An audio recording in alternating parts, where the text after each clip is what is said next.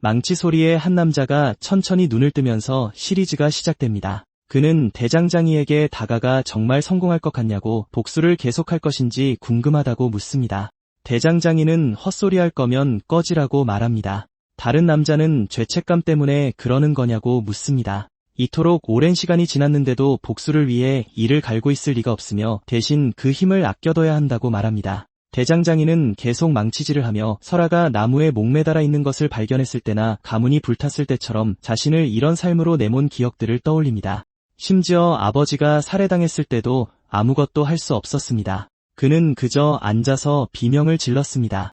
영호는 그 살인 병기들을 만든 게 바로 너인데 이제 와서 복수를 원한다니 말도 안 된다고 상기시킵니다. 대장장이는 상관없다며 이미 마음을 정했다고 말합니다. 그가 상자를 들고 있는 모습이 보이고 그는 자신이 혈교의 대장장이이며 15년간 마장으로 살았다고 설명합니다. 그리고 무슨 변명을 하든 이 비극이 자신의 손에서 태어났다는 사실은 바꿀 수 없습니다. 무린맹에 무너진 건물로 향하며 그는 자신의 손에서 태어났으니 바로 그 두 손으로 끝내겠다며 마장이 당도했다고 외칩니다. 모두가 그를 맞이하며 절하기 시작합니다. 책임자로 보이는 한 남자가 마천 이 세상에 강림하여 15년 만에 중원을 정복했으며 마침내 혈교가 무림의 진정한 주인이 되었다고 말합니다. 이 모든 것이 그분 혈마 덕분입니다. 옥좌에 앉아있는 그를 보며 남자는 이날을 기념하기 위해 마장께서 11번째 신병을 준비하셨다고 계속 말합니다. 마장은 천천히 앞으로 걸어가며 이것이 속죄를 위한 것이 아닐지라도 상관없다고 말합니다. 그는 혈마 앞에 무릎을 꿇고 상자를 들어 올리자 혈마가 기운으로 상자를 열자 보라색 기운이 뿜어져 나오기 시작합니다. 그는 놀란 표정으로 이것이 무엇이냐고 묻습니다. 우리에겐 보이지만 그에겐 텅 빈 것처럼 보입니다. 사실 그 안에는 투명한 칼날이 떠올라 그 남자를 겨누고 있었습니다. 대장장이는 오늘 여기서 모든 것을 끝내겠다고 말합니다. 그가 앞으로 돌진하자 남자는 대체 무슨 짓이냐고 소리칩니다. 그의 옆구리는 칼날에 완전히 베어 마치 반쯤 잘린 도넛처럼 변해버립니다. 그는 피를 흘리기 시작하고 마장은 혈마를 향해 계속 돌진하며 칼날을 날립니다. 칼날이 날아가도 혈마는 꿈쩍도 하지 않지만 그 후 거대한 폭발이 일어납니다. 마장은 혈마가 손가락 하나로 막아내자 이것이 불가능한 일이었음을 깨닫지만 포기하지 않고 계속해서 더 많은 힘을 불어넣어 회전시킵니다. 그는 혈마가 직접 가르쳐준 무공을 사용할 것이며 자신의 생명을 원초의 기로 불태워서라도 이를 이룰 것이라고 말합니다. 칼날은 혈마의 팔을 뚫고 분해시키며 그의 눈을 향해 똑바로 날아갑니다. 마장은 이것으로 그의 목을 찢어버리겠다고 말하고 공격은 계속해서 파고들어 혈마를 벽으로 밀어붙입니다. 교단의 모든 구성원들이 멍하니 지켜보는 가운데 공격은 계속되고 그들은 어떻게 대장장이가 저런 기술을 사용할 수 있는지 묻습니다. 바닥에서 죽어가는 혈마를 바라보며 그는 헐떡이며 마침내 해냈다고 말하지만 혈마는 사실 그것은 자신에게 그저 여흥에 불과했다고 말합니다. 그는 얼굴에서 칼날을 뽑아내는데 얼굴의 절반이 사라진 것을 볼 수 있습니다. 그는 형태도 없고 기척도 감지할 수 없는 단검일 줄은 예상 못했다고 말합니다. 진정 무형도라는 이름에 걸맞은 신물이로군. 마장은 어떻게 그것에 대해 아는지 하지만 더 중요한 것은 어떻게 아직 살아있는지 묻습니다. 혈마의 머리가 재생되기 시작하며 그의 목을 움켜쥡니다. 그는 당가의 후회라 할지라도 복수란 헛된 감정일 뿐이라는 것을 아직도 깨닫지 못했냐고 묻습니다. 마장은 그만 짓거리라고 말하고 혈마는 안타깝다며 만약 원기가 조금이라도 남아있었다면 살려뒀을 것이라고 말합니다. 마장은 계속해서 저항하며 죽더라도 영원히 저주하겠다고 말합니다. 혈마는 그의 기대에 부응하길 바란다며 이번 생의 마지막 선물로 이것을 내려주겠다고 말합니다. 그는 알아들을 수 없는 주문을 외우기 시작하더니 그를 공중으로 던져버립니다. 그가 날아가는 동안 혈마는 그의 단검을 역으로 사용하여 그가 상상조차 할 수 없었던 길을 불어넣습니다. 그가 손을 아래로 뻗습니다. 단검은 공중을 가로질러 마장의 이마에 정확히 명중합니다. 마지막 순간 그의 삶이 주마등처럼 스쳐 지나가고 그는 어디서부터 모든 것이 잘못되었는지 의아해합니다. 그는 허약한 몸으로 태어났지만 신물을 만드는 능력을 발견했으나 단 하루도 원하는 대로 살아보지 못했습니다. 그는 만약 미래를 알았더라면 지금쯤 상황이 달라졌을까 하고 생각합니다. 마천의 시대가 시작된 날 역사상 가장 사악한 신장이라 불렸던 사나이 마장 당세온의 삶은 마침내 끝이 났습니다. 웅성거리는 사람들 소리에 눈을 뜨자 누군가 책상을 내리치며 자기 말을 듣고는 있냐고 묻습니다. 그는 주위를 둘러보며 대체 여기가 어딘지 너무 시끄럽다고 생각합니다. 머리도 아프고 분명 숨이 멎었다고 확신했는데 모든 감각이 너무나 생생해서 혈마에게 무슨 일이 있었는지 궁금해합니다. 남자는 자기 말이 우습냐고 소리칩니다. 다른 남자는 당 공자님이라 부르며 뭐 하시는 거냐고 묻습니다.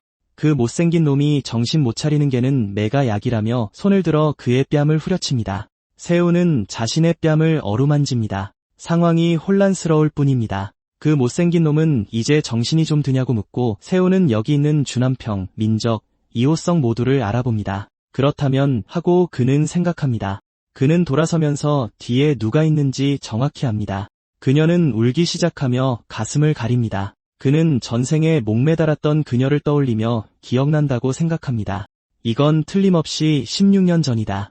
호성이 무림맹주의 제자로 입문한 것을 축하하는 연회였고 바로 이날 설아가 능욕당했으며 자신은 그녀를 지키지 못했다. 그리고 늘 후회했기 때문에 오늘이 그날이라는 데는 의심의 여지가 없다. 혹시 꿈인가 생각하지만 설령 꿈이라도 상관없다고 다짐합니다. 그는 자신의 겉옷을 벗어 그녀에게 둘러주며 이제 걱정하지 말라고 그때 지켜주지 못해 미안하다고 말합니다. 그 못생긴 놈이 왜 자꾸 짓거리냐며 다시 손을 들자 세우는 그의 손을 잡고 진심으로 사과할 기회를 주겠다고 말합니다. 그놈은 손을 뿌리치며 미쳤냐고 저 계집이 먼저 자기를 유혹해서 그냥 장단 맞춰준 것뿐이라고 말합니다. 하지만 이렇게 나서는 걸 보니 죽고 싶은 모양이군. 세우는 설아가 그의 제안을 즉시 거절한 것을 보니 꽤 현명하다고 말합니다. 나라도 내 낯짝만 보고도 거절했을 거다. 존나 못생긴 데다 냄새까지 끔찍하거든. 그러니 누가 널 좋아하겠냐? 하지만 내 인성은 얼굴보다 더 최악이라 애써 외면하려 해도 그럴 수가 없군. 못생긴 놈이 더 이상 주둥아리 놀리게 두지 않겠다며 달려들어 그의 머리를 향해 곧장 찌릅니다. 세운이 그것을 옆으로 피하자 그는 놀라고 세우는 기습은 정파에서 금기시하는 것이라고 말합니다. 못생긴 놈은 계속 공격을 시도하지만 번번이 빗나가고 세우는 예전에는 반격조차 못하고 박살났었다고 말합니다. 하지만 이번에는 다르다며 거리를 둡니다. 정말 이런 수준의 놈한테 고전했단 말인가 하고 생각합니다. 그가 품에서 단검 2자루를 꺼내자 못생긴 놈은 너무 거만하게 군다며 그에게 뛰어듭니다. 그는 강력하게 아래로 내려치지만 세운이 막아냅니다. 세운은 뭔가 이상하다는 것을 깨닫습니다. 불가능했어야 할 공격을 막아냈기 때문입니다. 그뿐만이 아니라 그는 못생긴 놈의 무기무게를 역이용하여 중심을 잃고 바닥으로 쓰러지게 만듭니다. 세운은 그 기세를 몰아 그의 복부에 그대로 돌려차기를 날립니다. 못생긴 놈은 날아가 바닥에 튕겼지만 다시 중심을 잡는 데 성공합니다. 세운이 살기를 뿜어내며 그를 노려보자 못생긴 놈은 바지에 지릴 뻔합니다. 세운은 1점격이라는 기술을 사용하여 순식간에 거리를 좁힙니다. 그는 단검을 공중으로 던졌다가 다시 잡습니다. 못생긴 놈이 기다려달라고 애원하며 팔을 들자 팔이 잘려 공중으로 날아가는 모습이 보입니다. 그는 비명을 지르며 무릎을 꿇고 세운은 벌써부터 이렇게 힘들어하기엔 이르다고 말합니다. 어쨌든 우린 이제 막 시작했을 뿐이니까. 못생긴 놈은 공포에 질려 돌아보며 몰락한 사천단가의 단전조차 쓰지 못하는 반푼이가 어떻게 이런 무공을 쓸 수 있냐고 묻습니다.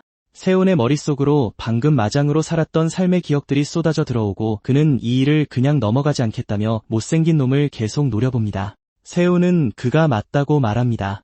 그가 다가가자 못생긴 놈은 그러지 말라고 애원하고 세우는 자신은 애초에 영웅이나 위인이 아니었다며 이놈과의 회포는 이만하면 됐으니 다음을 기대하라고 말하며 그의 가슴을 그대로 찌르려 합니다. 다른 사람들은 무슨 일이 벌어지고 있는지 정말로 못생긴 놈이 졌는지 의아해합니다. 그들은 호성이 맹주의 막내 제자인데 몰락한 사천단가의 반푼이에게 졌다고 말합니다. 그들은 이 싸움의 결과가 이미 정해져 있을 거라 생각했다며 이제 그만하라고 말합니다. 그가 돌아서서 그들을 노려보자 그들은 겁을 먹고 도망가며 그럼 알아서 하시라고 말합니다. 그는 계속해서 살기를 뿜어냅니다. 그의 단전이 실제로 고통스러워하며 입에서 피를 흘리기 시작하는 모습이 보입니다. 그는 여기서 마기를 드러낼 수는 없기에 참아야 한다고 생각합니다. 그는 호성에게 자신을 얕보는 건 상관없지만 인간으로서 최소한의 존엄성은 지켰어야 했다고 말합니다. 호성은 대체 아까부터 무슨 헛소리를 짓거리는 거냐며 저리 가라고 말합니다. 세운은 내 놈은 죽어 마땅한 놈이라고 말하는 것이라고 답합니다. 세운이 그를 죽이러 들어가자 호성은 비명을 지르기 시작합니다. 그는 누구인지 궁금해하며 돌아서서 공격을 막아야 합니다. 공격의 뒤로 멀리 날아가 버리기 때문입니다. 그들은 그에게 물러서라고 말한다.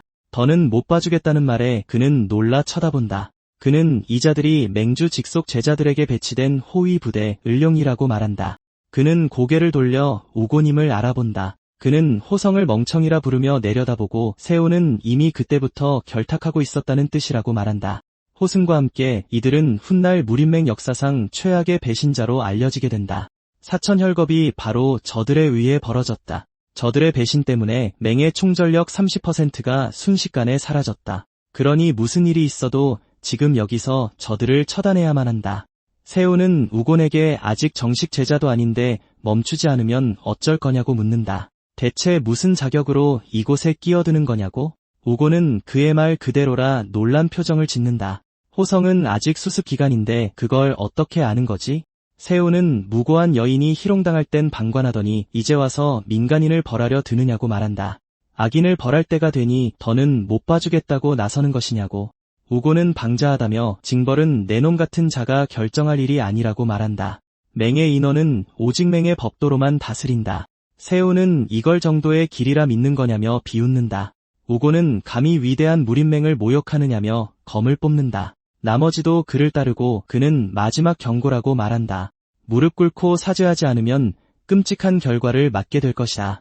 세오는 대장치고는 입이 참 가볍다며 그 자리도 입으로 얻은 게 분명하다고 말한다. 우고는 분노에 주먹을 부들부들 떨며 부하들에게 저놈을 잡으라고 소리치고 그들은 방안을 가로지르며 달려든다. 세오는 우곤이 아마 절정 고수일 것이라고 생각한다. 나머지 셋도 인류 고수들이다. 첫 공격을 피하며 그는 칼로 쳐내고 상대의 기세를 이용해 아래로 누른다. 이어서 머리를 발로 차 반격하지만 상대가 피하고 다른 이가 뒤에서 공격해온다. 그는 몸을 돌려 간신히 찌르기를 피하고 나머지 둘도 합을 맞춰 공격하기 시작한다. 세오는 최소한의 움직임으로 가장 약한 고리를 찾는다. 그는 첫 공격을 막고 방 한쪽으로 달려간다. 상대의 움직임을 따라하며 그는 1점 공격의 후유증으로 약 2년치의 내공만 남았다고 생각한다. 그러니 빨리 끝내야 한다. 부하 중 한 명이 소리를 지르며 달려든다. 세오는 공격을 피해 뛰어올라 칼로 그의 목덜미를 쳐서 바닥에 기절시킨다. 그리고는 단검을 앞으로 던져 다른 남자를 기둥에 박아버린다.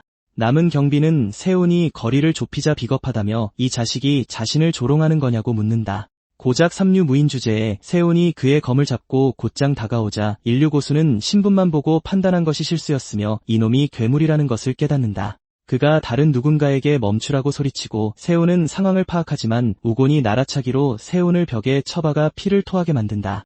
단검을 떨어뜨리고 기침을 시작하자 우곤이 다가와 검을 겨누며 감히 이름 없는 놈이 날뛰느냐고 묻는다. 나머지들도 그를 한심하다며 이게 내 놈의 분수라고 말한다.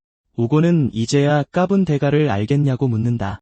세오는 지저대는 소리만 들린다며 너무 시끄러워서 숨 돌릴 틈도 없다고 말한다. 하지만 지금의 그로서는 이게 유일한 방법이다. 억지로 상단전을 개방하는 수밖에 없다. 그가 그러기 시작하자 우곤은 대체 무슨 짓을 하는 거냐며 거리를 둔다. 무슨 수작을 부리는지는 모르겠지만 결과는 같을 것이다. 세오는 무림맹 사람들은 칼이 아닌 입으로 싸우는 것 같다며 말은 지긋지긋하니 어서 덤비라고 말한다. 우곤은 그리 죽고 싶다면 소원을 들어주겠다며 길을 방출하고 정면으로 돌진한다. 세오는 자세를 잡다가 상상도 못한 것을 보게 된다.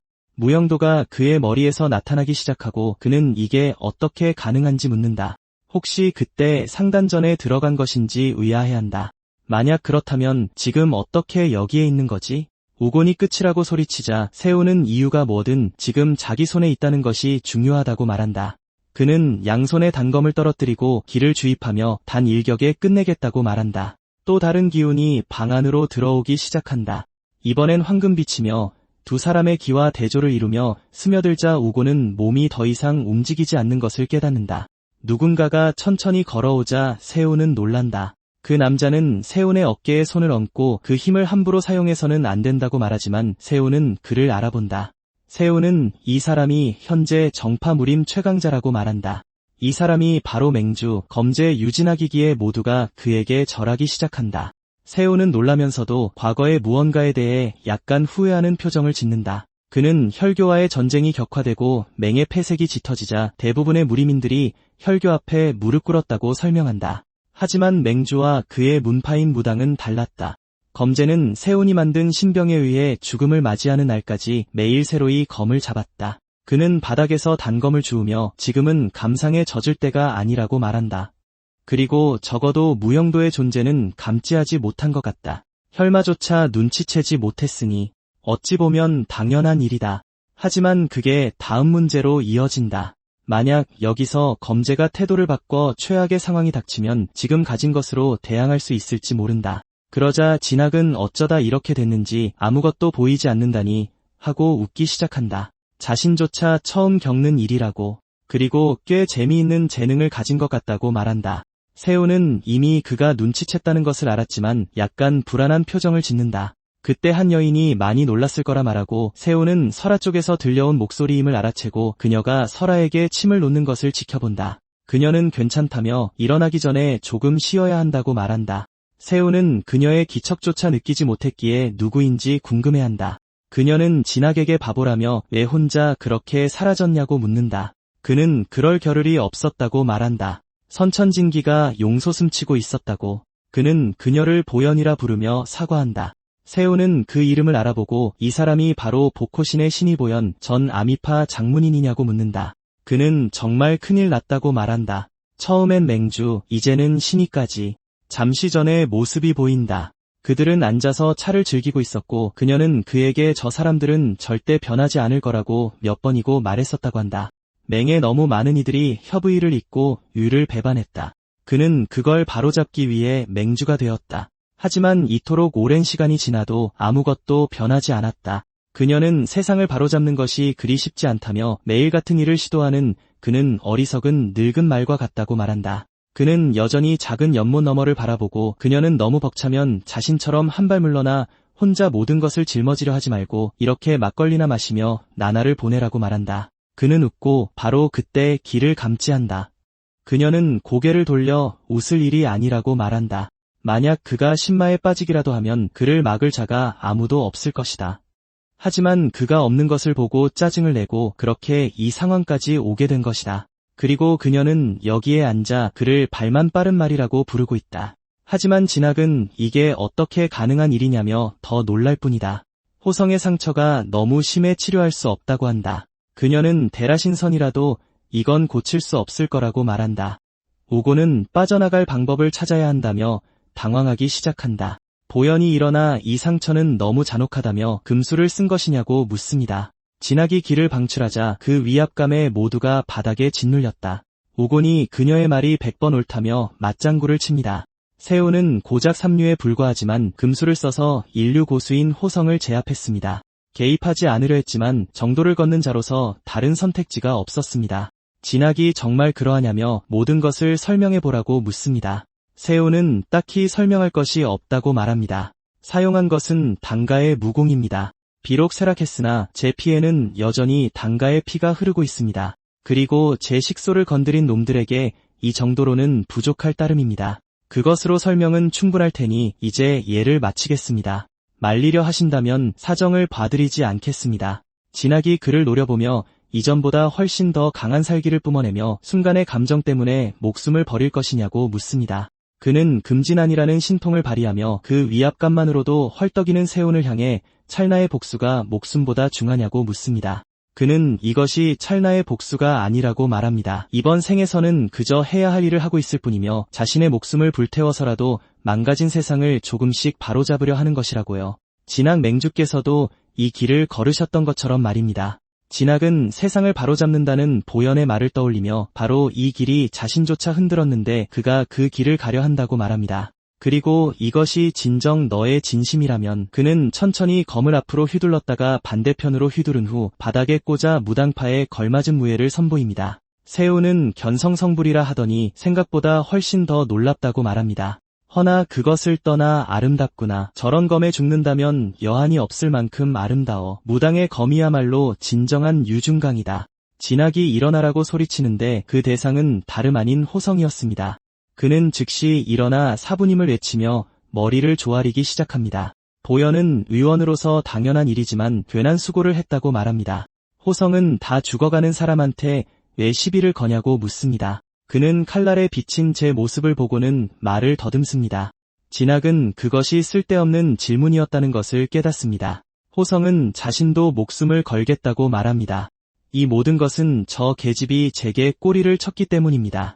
진학은 그 헛소리에 기가 썩을 것 같다며 조용히 하라고 소리칩니다. 그는 세훈에게 사과하며 자신의 행동에 대해 전적으로 책임질 것이니 걱정하지 말라고 말합니다. 세훈이 감사를 표하고 호성이 사부님을 외치자 진학은 자신에게는 너 같은 제자가 없으며 앞으로도 없을 것이라며 세훈에게 저 아이의 처분을 맡기겠다고 합니다. 세훈은 단검을 집어넣고 이전에 계획했던 대로 그를 죽이기 위해 다시 걸어갑니다. 호성은 비틀거리며 칼을 붙잡고 더 가까이 오지 말라고 소리치며 버팁니다. 세훈은 주먹에 기를 불어넣으며 죽음은 그에게 사치일 뿐이라고 말합니다. 그가 주먹을 뒤로 뺐다가 앞으로 나아가 그의 가슴을 정통으로 가격하자 그 충격음이 방 전체에 울릴 정도로 컸습니다. 하지만 그가 노린 것은 사실 그의 하복부, 구체적으로는 단전이었습니다. 단전이 터지면서 그는 뒤로 날아가 바닥을 굴러 벽에 부딪히고는 피를 토하기 시작합니다. 그리고 세훈은 그에게 죽음보다 더한 고통 속에서 살아가라고 말합니다. 진학은 잠시 생각하더니 세훈에게 이 사람들에 대한 심판을 자신에게 맡겨도 되겠냐고 묻습니다. 세훈은 검제시라면 합당한 대가를 치르게 하실 테지요. 주범은 벌을 받았으니 저는 이만 물러나겠습니다. 저의 무례를 너그러이 봐주시니 감사합니다. 덕분에 맹주께서 하실 일을 대신할 수 있었습니다. 그는 설아에게 다가가 그녀를 안고 나가고 진학은 사태가 수습되면 당가를 방문할 테니 시간을 내어줄 수 있겠냐고 묻습니다. 세훈은 차 한잔 나누며 담소를 나눌 시간 정도는 내드리겠다고 말합니다. 사천 땅에는 당산이라 불리는 산이 있다. 원래 그 산은 전혀 다른 이름을 가지고 있었지만 어느 순간부터 사람들이 그렇게 부르기 시작했다. 그곳에 당가의 본가가 위치해 있기 때문이다. 하지만 그런 명성도 한때뿐이었다. 현재 당가는 7대 세가에서 물러나 중소 세력에 지나지 않는다. 한 남자와 여자 앞에 사람들이 줄지어 서 있고 남자가 여자에게 이래도 괜찮겠냐고 묻는다. 그녀는 가주께서 직접 움직이실 수는 없다고 말하며 흑화대에 명을 내린다. 그녀의 이름은 세련, 세훈의 누이다. 그녀는 소가주, 세훈의 안위를 최우선으로 할 것이며 즉시 출발한다고 말하지만 그때 세훈이 걸어 들어온다. 그녀가 각오를 다지라고 말할 때 그를 발견하고는 정말 너냐고 묻고 그는 돌아왔다고 답한다. 돌아온 그는 설아를 안고 있었고 모두 어디로 향하는 길이냐고 물었다. 얼마 후 방 안에서 거울을 보며 그는 정말로 돌아왔음을 실감한다. 여전히 늙은 자신의 모습이 보이지만 다시 젊은 시절로 돌아온 것이다. 그는 혈마가 다시 만나자고 했던 말을 떠올린다. 분명히 들었어. 이 상황은 그놈의 계획의 일부일 것이다. 그는 몸을 돌리며 다짐한다. 내 놈이 무슨 수작을 부리든 반드시 후회하게 만들어주마. 이번 생은 다를 테니. 그는 책장으로 걸어가 특정 책을 꺼냅니다. 그것은 당가 대장장이들에게 전해 내려오는 야금술로 장인급은 야장이라 불린다. 그는 바닥을 내려다보다가 얼룩을 발견하고는 피를 토하던 그때의 흔적이라고 말합니다. 역시나 운기조식에 또 실패했군. 금강동자공은 본래 재련을 돕기 위한 신법이었다. 육체의 재생을 촉진하는 장점은 있지만 축기 효율은 형편없다. 내공을 쌓기 위한 무공이 아니니 당연한 결과였다. 단전이 내기를 도구로 인식하기에 어쩔 수 없이 계속 나아가야만 했다. 무인들에게 천대받던 금강동자공은 4개의 신물을 만들 능력을 주었다. 그리고 혈마의 무공, 역천신공은 4개 복수를 가르쳐주고 또 다른 길을 열어주었다. 자세를 잡고 내공을 쌓기 시작하며 말한다. 회기 전에도 기형적인 단전, 천살패맥은 어떤 방법으로도 고칠 수 없었다. 하지만 이젠 다르다. 이전보다 훨씬 더 나아갈 수 있다. 밤낮으로 수련을 거듭한다. 마침내 상단전마저 열리면서 양쪽 단전이 완전히 연결되고 기도 안정되었다. 금강동자공은 5할, 혈마의 역천신공은 2할 정도. 애초에 두 무공 모두 상단전과 선천진기를 기반으로 한다. 금강동자공은 선천진기를 회복시키고 역천신공은 그 총량을 늘린다. 이 상황을 설명해도 아무도 믿지 않겠지. 선천진기를 운용하는 것은 생명력을 태우는 것과 같으니까. 나에게는 아니지만 그는 제 몸에서 나는 냄새를 맡고는 똥내 난다고 말한다. 하지만 길을 차단해 냄새가 밖으로 새어 나가지는 않을 것이다. 그래도 옷은 갈아입어야겠군. 몸을 씻고 난 그는 왜 무형 비수까지 함께 돌아왔는지 의문을 품는다. 문틈으로 자신을 엿보는 어린아이를 발견한다. 아이는 가주께서 대회의실로 들라 하셨다며 사과한다. 급한 용무라 실례를 무릅쓰고 들어왔다고 합니다. 세훈은 어차피 모두를 소집할 때가 되었으니 괜찮다며 그를 어린 발톱이라 부르며 장일이냐고 묻는다. 아이는 그렇다고 답하고 세훈은 지나가며 그 이름이 맞다고 확인한다. 장일은 그렇다고 답하고 세훈은 그에게 다시 보니 반갑다고 말해준다.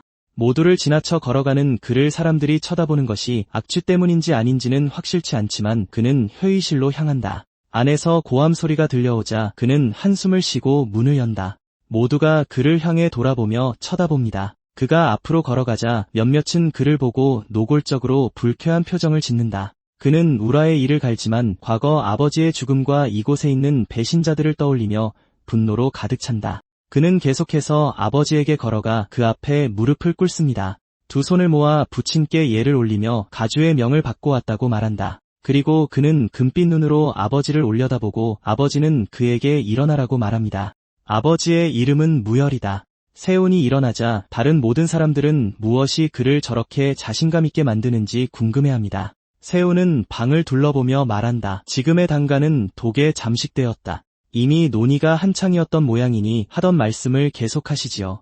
왼뚱보가 손을 들며 제가 계속하겠다고 나선다. 그의 이름은 호율, 당가에 속한 표국의 국주다. 이 사태가 얼마나 큰일인지 이를 벌인 당사자니 잘 알 것이라 믿는다고 말한다. 가문을 위해 직접 무린맹의 징벌당으로 가주시길 간청합니다. 세훈은 이 돼지 같은 놈이야말로 첫 번째 독이라 생각한다. 탐욕스러운 돼지 새끼, 내가 지금까지 쌓아올린 모든 것을 남김없이 빼앗아주마. 곧 미래가 될 과거로 회상 장면이 나오고 그는 호율에게 정말로 독립할 거냐고 묻고 있습니다. 호율은 들리는 그대로라고 말합니다. 세훈은 그들의 표국이 떠나면 가문에 정말 안 좋을 것이라고 상기시킵니다. 호율은 바로 그 때문에 떠나는 것이라고 말합니다. 세훈은 숙부에게 어떻게 이럴 수 있냐고 물었고 호율은 무열이 자신에게서 가주 자리를 훔쳐간 이후로 넌 절대 이해 못할 거라고 말합니다.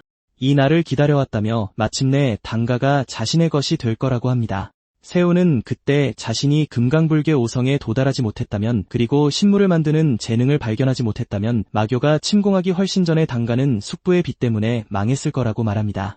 다른 남자가 소리치기 시작하며 호율에게 어떻게 가문의 적자에게 일이 무례할 수 있냐고 묻습니다. 그의 이름은 준이고 그는 의학관의 관주입니다. 먼징계 동굴로 끌려간 이들 중 단 한 사람도 온전하게 돌아온 적이 없다며 지금 도련님을 그런 곳으로 보내려 하는데 절대로 그런 일이 있어서는 안 된다고 말합니다.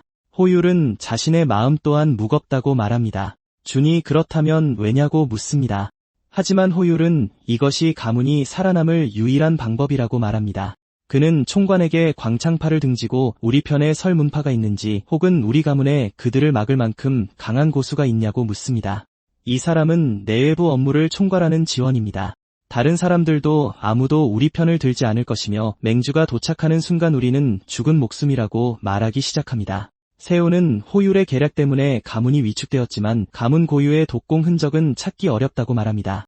그리고 이 만연한 패배주의가 전생에서 가문을 해친 두 번째 독이었습니다. 아마 자신도 그들과 다르지 않았을 테지만 이젠 더 이상 그렇지 않습니다. 모든 은혜는 반드시 갚고 모든 원한은 피에 새기는 것이 바로 그들을 흐르는 피의 본질이기 때문입니다. 호율은 맹주의 막내 제자를 어떻게 이겼냐며 분명 금지된 신물을 사용했을 것이라고 말합니다. 세훈은 곧 이 돼지에게서 뜯어낼 차례라고 생각하며 틀렸다고 말합니다. 애초에 물어볼 질문이 아니라고 합니다.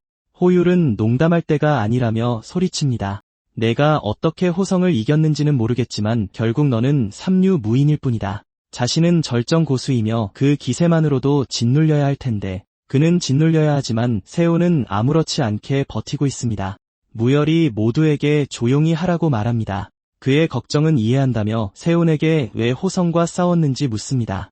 세훈은 웃기 시작하며 지금부터 자신이 왜 그랬는지 하나도 숨김없이 모두 말해주겠다고 합니다.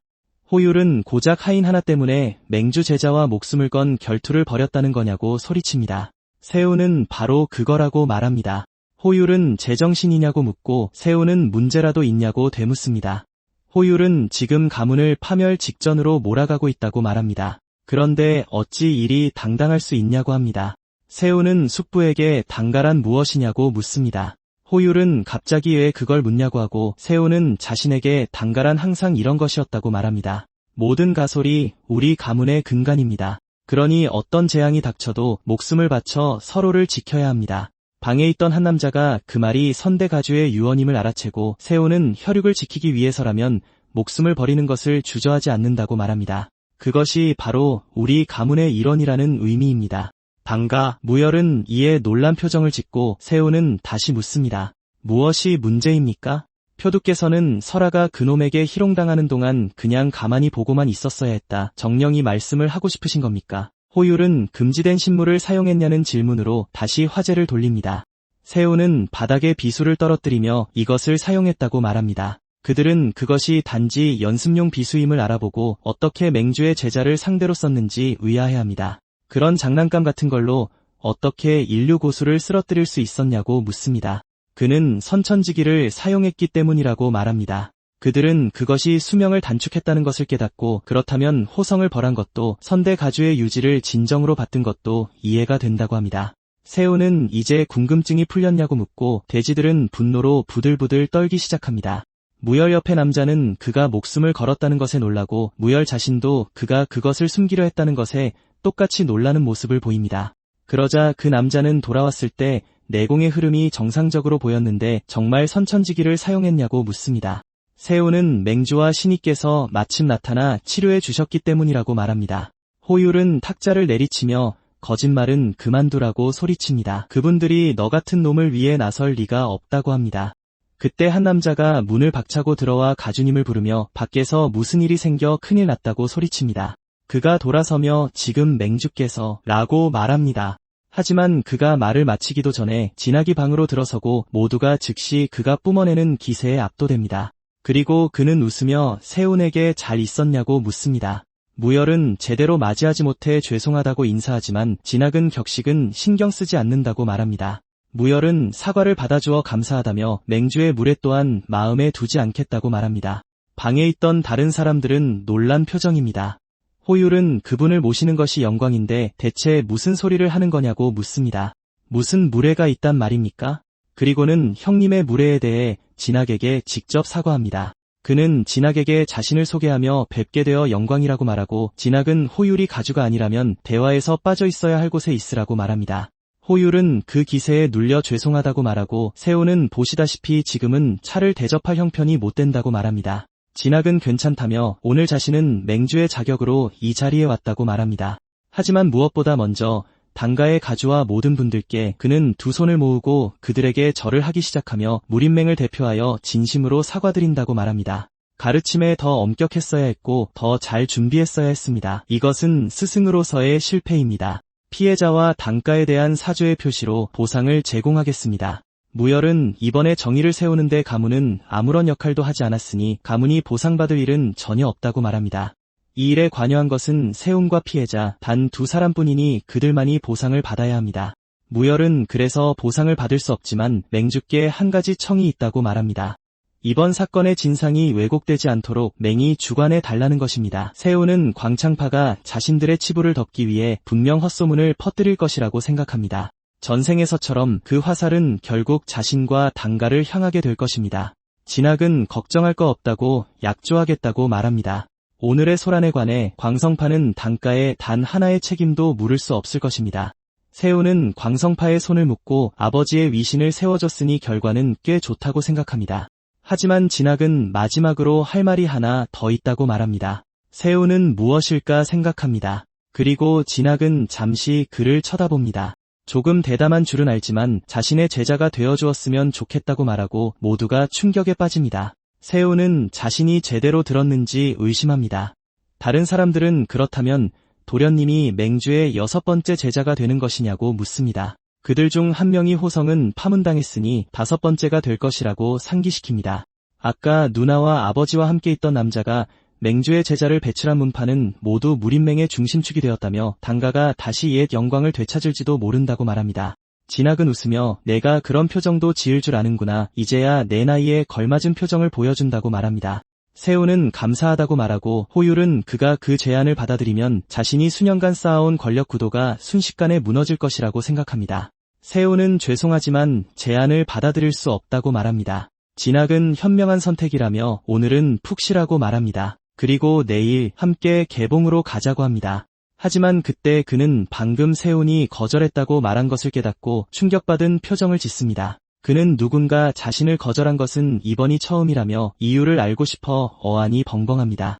세훈은 매우 영광스럽지만 미래의 자신은 가문을 이끌어야 할 사람이라고 말합니다. 그리고 맹주님의 스승이 오직 무당파였듯이 저의 스승 또한 오직 당가이길 바랍니다. 그의 아버지는 이 말에 깜짝 놀라지만 진학은 일리가 있다고 말합니다. 세훈은 그가 지금 진실의 눈을 사용하지 않고 있어서 다행이라고 생각합니다. 이런 특별한 특권은 독이든 성배에 지나지 않습니다.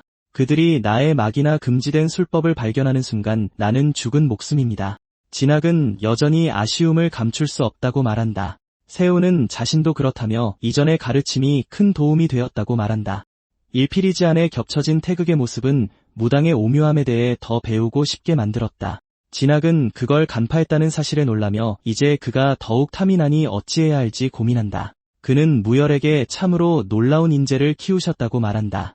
무열은 과찬이라며 분명 다른 뜻이 있을 것이라고 말한다. 진학은 억지로 데려갈 수는 없지만 빈손으로 보낼 수도 없다고 말한다. 그는 검을 건네며 최소한 다음 세대에 떠오르는 물결에 작은 흔적이라도 남기겠다고 한다. 그는 이걸 받으면 파월이라는 검 안에 깃든 신비한 힘 때문에 분명 도움이 될 것이라고 말한다. 사람들은 파월을 별똥별에서 수습한 운철로 벼려낸 검으로 알고 있다. 아까 그 남자는 이게 선물 이상의 의미라고 말한다. 이는 소가주님을 공식적으로 인정한다는 뜻이다. 세훈은 벌써 신물의 재료를 확보했다니 믿을 수 없다며 자신에게는 아주 좋은 기회라고 말한다. 이것으로 신물을 만들기 위한 모든 준비가 끝났다. 그는 이런 선물을 거절하는 것은 무례한 일이라며 감사히 받겠다고 말한다. 진학은 웃으며 받아줘서 기쁘다고 말한 뒤 필요할 때 언제든 쓰라며 개인적인 선물을 건넨다. 중원 어디에 있든 그의 요청은 자신의 요청처럼 취급될 것이다. 호율은 처음엔 파워를 주더니 이제는 맹주의 증표까지 주었다고 말한다. 그는 엄청난 호의를 받았다며 화를 내고 그를 제대로 처리해야겠다고 다짐한다. 장면은 다른 곳의 한 주막으로 바뀌고 한 남자가 술을 마시며 그놈 때문이라고 중얼거린다. 술을 마시는 이는 다름 아닌 우곤이었고 그는 좌절감에 술잔을 깨뜨린다. 사람들이 사천당가 때문에 사천이 떠들썩하다며 맹주의 직감이 맞았으니 정말로 예전의 영광을 되찾을지도 모른다고 이야기하기 시작한다.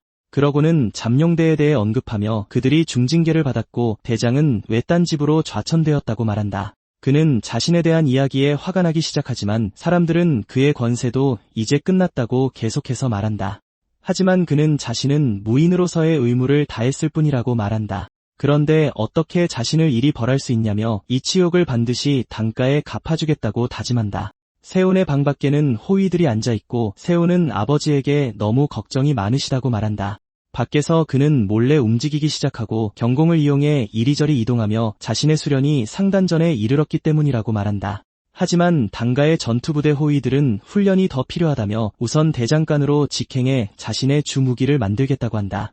하지만 그는 무언가를 깨닫고 멈춰서서 이곳이 한때는 번화한 도시였으나 지금은 생기가 전혀 없는 혈족이 사는 당가의 저택이라고 말한다. 그는 좌절감에 이를 갈며 시간 문제일 뿐이라고 말한다. 그는 가문을 이전보다 아니 역사상 그 어느 때보다 더 번창하게 만들 것이다. 그 파도의 첫 물결이 바로 여기서 시작된다.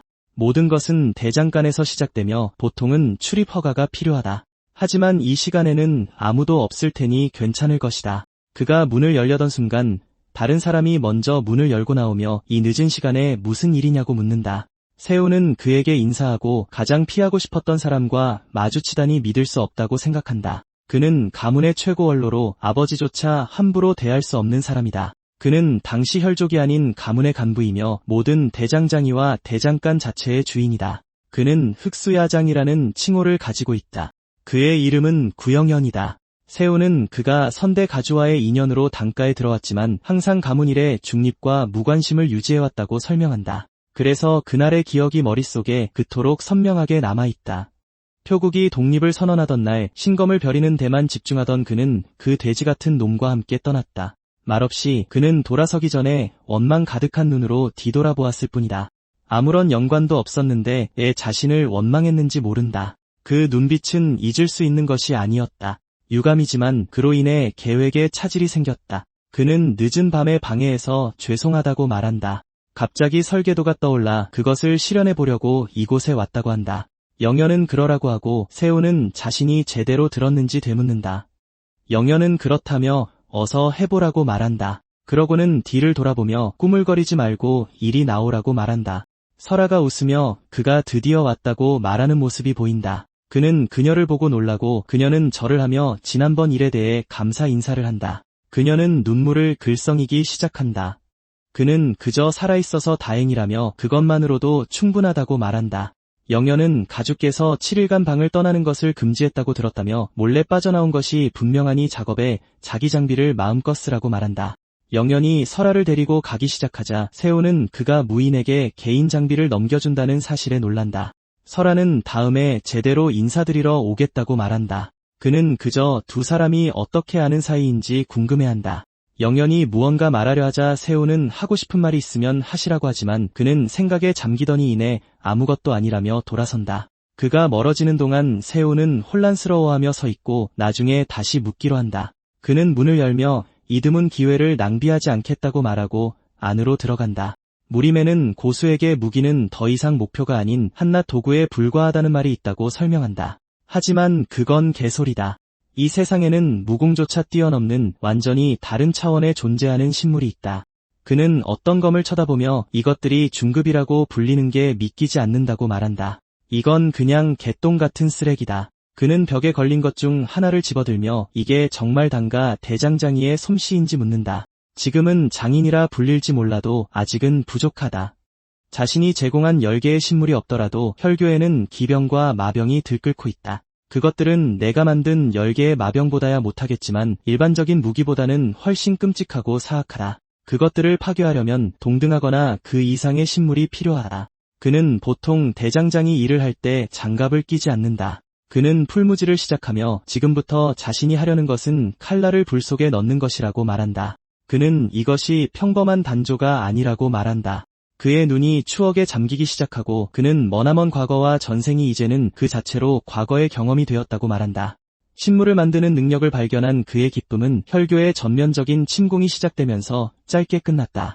머리가 아픈 채로 주변을 둘러보며 여기가 어딘지 궁금해하는 그의 회상 장면으로 넘어간다. 그는 가문이 몰살당한 것에 대해 울부짖으며 무릎을 꿇었던 것을 회상하고 자신이 정말 살아있는지 의문을 품으며 좌절감에 떨기 시작한다. 그는 또한 왜 자신만 여기에 있는지 궁금해한다. 혈마가 다가와 그가 식물을 만들 수 있는 야장이라는 것을 안다고 말한다. 그는 그것이 단가의 시조만이 가능했던 전설적인 이야기라고 들었는데 그가 그것을 완성시킨 것 같다고 한다. 세호는 일어서서 그를 죽이겠다고 소리치며 달려들지만 쇠사슬에 당겨져 뒤로 넘어져 바닥에 쓰러진다. 그가 기침을 시작하자 혈마는 자신의 검을 만들면 살려주겠다고 명령한다. 세호는 헛소리 말라며 지옥에나 가라고 말한다. 혈마는 칼날을 바닥에 꽂으며 그렇다면 나머지 혈족들이 죽어도 상관없다는 뜻이냐고 묻는다. 세호는 놀란 표정으로 장난치지 말라고 말한다. 혈마는 그가 믿든 말든 상관없다고 말한다. 식물이 없어도 무림통일은 시간 문제일 뿐이며 다음번에는 그의 혈족들 머리를 선물로 던져주겠다고 한다. 세호는 그렇게 잔인한 괴물이 그들을 살려뒀을 리 없지만 만약 정말 살아있다면 다른 선택지가 없다고 생각한다. 그는 결심하며 하겠다고 말하지만 식물은 사용자의 무공을 기반으로 만들어진다고 덧붙인다. 진정으로 원한다면 자신의 무공을 넘겨줘야 한다며 복수의 칼날을 피우기 위해 그의 곁에 머물겠다고 한다. 그리고 그렇게 15년에 걸쳐 10개의 무기가 탄생했다. 그는 혈마의 역천신공을 포함한 10가지 다른 무공을 마스터했다. 이들은 10대 마병으로 알려지게 되었고 역사상 가장 사악한 신급장인 마의 야장의 탄생을 알렸다. 현재로 돌아와 그는 단가 대장간의 열기만으로는 운철을 녹이는 것이 불가능하다고 말한다. 하지만 금강불교의 권능으로 그는 신공으로 그것을 녹일 것이다. 녹인 샘물을 틀에 붓기 시작하며 그는 망치를 들어 그것을 두드리기 시작한다. 그는 작업을 계속하며 어떤 것이든 튕겨내고 동시에 모든 것을 벨 수 있어야 한다고 말합니다. 그것은 피를 뿌리는 마왕후의 상징이었습니다. 사련 10대 마병 중 4번째인 천토성. 본래는 9겹으로 이루어져 있지만 재료가 부족해 한 겹밖에 만들지 못했습니다. 하지만 그는 더 이상 상관없다며 그것을 공중으로 던져버립니다. 애초에 그가 만들려던 것은 천토성이 아니었기 때문입니다. 천년사마저 능가하는 중원에서 가장 가늘고 가장 강한 실, 10대 마병의 형제작 철라, 그리고 완벽한 타이밍에 대들보 위에서 자객이 나타나 그에게 날아들기 시작합니다. 세우는 날아드는 그를 알아봅니다. 칼날이 점점 다가오다 허공에서 멈춰섭니다. 그는 바로 우곤이었고 놀란 표정으로 대체 이 실은 어디서 나타난 거냐고 묻습니다. 세우는 무림맹의 정예치고는 좀 어설프다며 우곤 대장이라고 불렀다가 이제는 그냥 우곤이라고 정정합니다. 이 말에 우곤은 격분하고 세우는 마침 이 물건을 시험해 볼 상대가 필요했다며 잘 왔다고 말합니다.